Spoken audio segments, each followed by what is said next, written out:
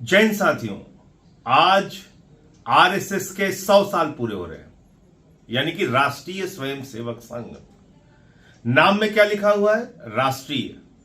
जब आप इसको पढ़ते हैं कि राष्ट्रीय स्वयंसेवक संघ है तो ऐसा लगता है कि पूरे राष्ट्र का प्रतिनिधित्व है इसमें।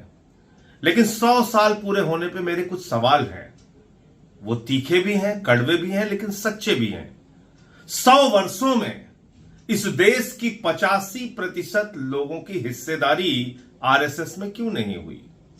100 वर्षों में एक भी दलित आरएसएस का प्रमुख क्यों नहीं हुआ? एक भी आदिवासी आरएसएस का प्रमुख क्यों नहीं हुआ?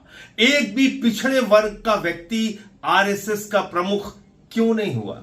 कभी आपने सोचा, कभी आपने विचार किया कि आरएसएस जो अपने आप को राष्ट्रीय स्वयंसेवक संघ कहती है, उस आरएसएस में एक भी आरएसएस का प्रमुख 85% आबादी से नहीं है। छोड़ दीजिए आप, दलित, पिछड़ा, आदिवासी तो नहीं है, एक भी महिला आज तक आरएसएस की प्रमुख नहीं हुई।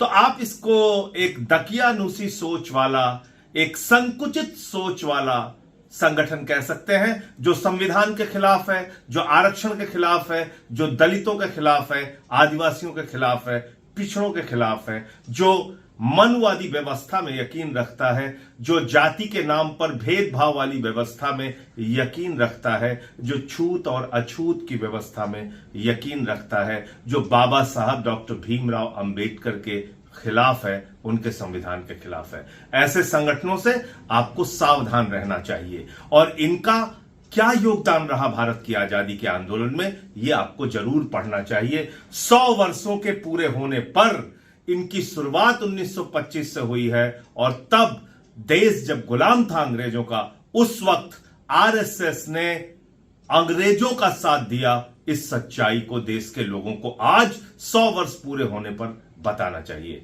यह बताना चाहिए कि जब द्वितीय विश्व युद्ध हुआ तो अंग्रेजों की सेना में भर्ती करने के लिए आरएसएस के लोग हिंदुस्तानियों को प्रेरित कर रहे थे और कह रहे थे, अंग्रेजों की सेना में भर्ती हो जाओ, अंग्रेजों का साथ दो।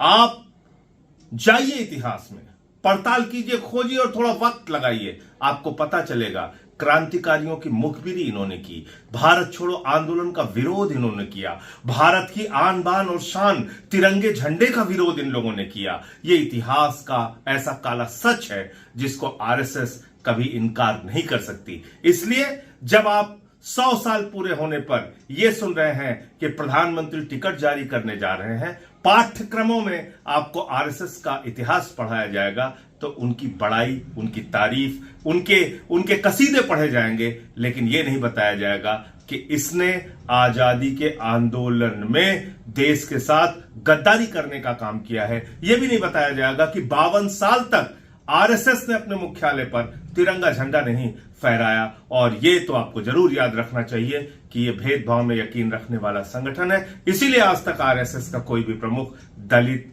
पिछड़ा, आदिवासी या महिला भी नहीं हुआ। जय हिंद।